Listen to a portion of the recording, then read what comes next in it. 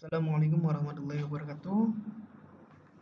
Selamat berjumpa kembali di perkuliahan rekayasa perangkat lunak. Hari ini kita memasuki pertemuan ke-10.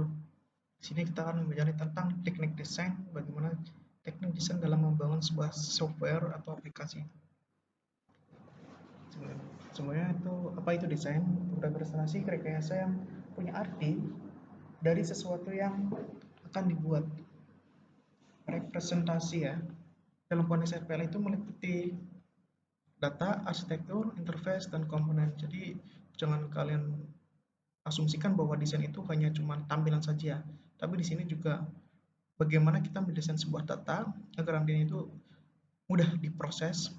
Kemudian arsitekturnya itu seperti apa. Nah, ini interface-nya, tampilan biar user friendly itu seperti apa, dan kemudian komponennya. Untuk pekerjaan desain itu sendiri, desain data itu bagaimana kita membuat sebuah struktur dan relasi dari kumpulan tabel-tabel yang nantinya itu bisa membentuk sebuah data yang berkesatuan atau mudah dioperasikan. Kemudian desain arsitektur itu relasi elemen struktural utama perangkat lunak. Kemudian desain antarmuka, interface atau terhadap dirinya sendiri dengan sistem lain dan user. Kemudian desain level komponen itu menerjemahkan struktur elemen menjadi sebuah deskripsi prosedur. Ini ada translating the analysis model into a software design. Data design ini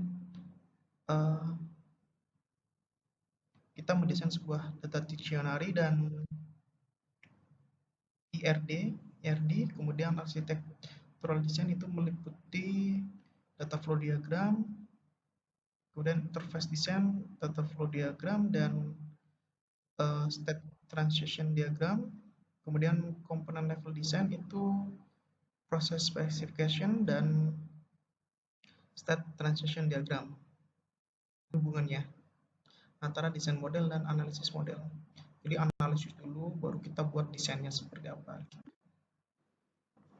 Di proses desain yang baik itu mengakomodasi semua kebutuhan dari sistem sehingga tidak ada yang terlewat, dapat dibaca dan dipahami, kemudian menyajikan gambaran utuh perangkat lunak, data, fungsi, dan tingkah laku.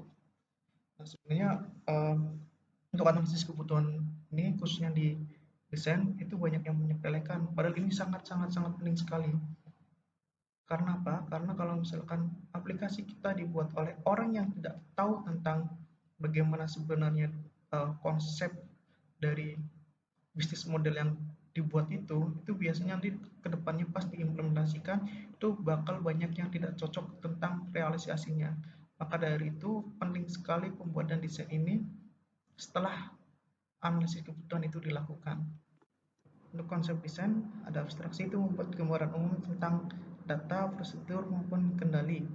Refinement itu menerjemahkan bentuk umum menjadi detailnya. Nah, bentuk umumnya ini biasanya dijelaskan oleh si calon penggunanya. Modularitas itu membagi perangkat lunak menjadi komponen-komponen yang lebih kecil. Arsitektur perangkat lunak itu menggambarkan keterhubungan antara komponen perangkat lunak yang terpadu, dan hierarki kendali itu menggambarkan organisasi komponennya. Kemudian partisi struktural itu mengelompokkan berdasar hierarki komponen perangkat lunak. Struktur data itu relasi logis antara elemen data individu seperti array, linked list, stack, queue, dan lain sebagainya. Dalam prosedur perangkat lunak itu menjelaskan urutan proses dan pengambilan keputusan, penyembunyian informasi itu prosedur dan data sebuah modul tetap diakses oleh modul lain yang tidak menggunakan fungsi tersebut. Selanjutnya isi dokumentasi dari desain itu ada ruang lingkup desain berdasarkan spesifikasi sistemnya. Spesifikasi sistem itu meliputi banyak kayak misal hosting, kemudian domainnya apa, kemudian menu-menunya apa. Nah, itu masuk ke spesifikasi sistem. Kemudian desain data itu ada dan file, desain arsitektur, desain antarmuka, desain komponen. Nah, pada saat di situ contoh memori. Ini misal unlimited atau ada batasannya sendiri. Kemudian ada tambahan itu algoritma, data, tabular, dan lain-lain. Nah, ini biasanya kayak misalkan pengambilan keputusan si owner atau si pelanggannya itu minta khusus Untuk pengamanan kepolisian ini menggunakan algoritma misal AHP. Nah, itu bisa dimasukkan berarti di desain data tambahan. Kemudian desain arsitektur itu perangkat lunak adalah struktur sistem yang menggambarkan komponen perangkat lunak, propertiesnya dan relasi diantaranya. Arsitektur perangkat lunak itu terdiri dari desain data dan desain arsitektur. Desain arsitektur sendiri itu menerjemahkan ERD di tahap analisa kebutuhan menjadi model data atau informasi dalam sudut pandang pengguna atau customer. Nah, jadi ERD ini dibuat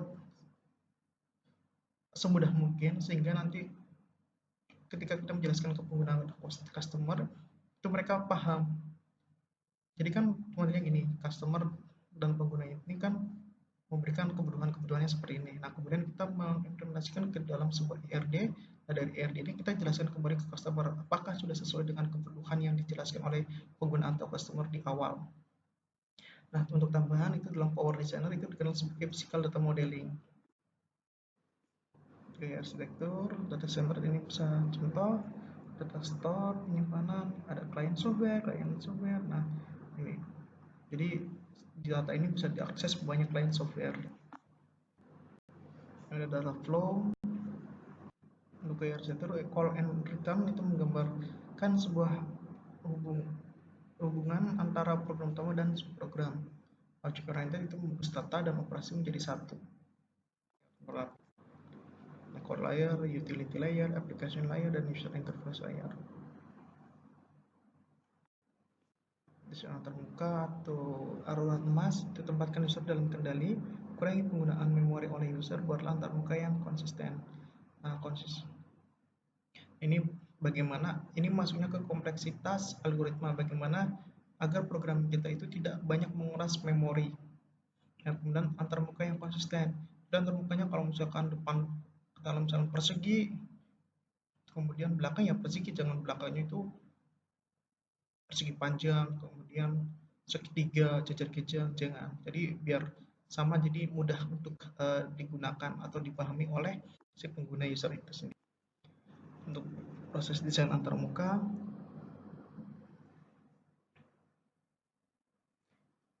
bisa dilihat di sini. Yang pertama user, task, tugasnya, dan lingkungan analisisnya, kemudian baru dibuat interface design, diimplementasikan dalam program, dan divalidasi apakah interface-nya itu sudah bagus atau belum, sesuai dengan atau. Nah, kemudian proses evaluation cycle ini dari preliminary design, kemudian dibuat prototype interface-nya, kemudian apakah sudah sesuai dengan usernya. Ini sebelum diimplementasikan dengan program ya, ini harus dievaluasi oleh si usernya.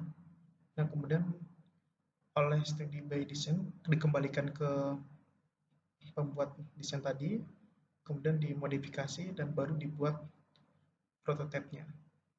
Di sini itu yang prototipe maksudnya diperbarui lagi kalau misalkan masih, kemudian setelah diperbarui masuk ke user, muter-muter terus sampai nanti akhirnya sudah sepakat dan diimplementasikan ke dalam sebuah program. Untuk desain level komponen itu disebut juga desain prosedur. Desain data arsitektur dan antarmuka harus diterjemahkan menjadi perangkat lunak yang bisa dijalankan. Bentuknya itu notasi grafis, itu bisa flowchart, notasi tabular itu tabel, program design language itu pseudocode. Contoh flowchart,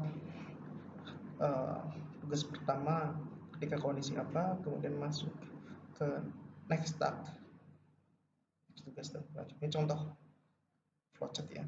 Kalian bisa nyari di Google itu contoh flowchart banyak sekali, sistem informasi apapun, ya coba di situ aja.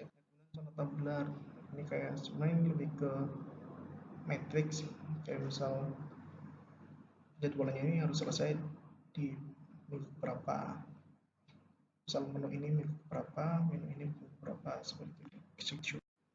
Oke, mungkin itu yang bisa saya sampaikan. Terima kasih sekian. Wassalamualaikum warahmatullahi wabarakatuh.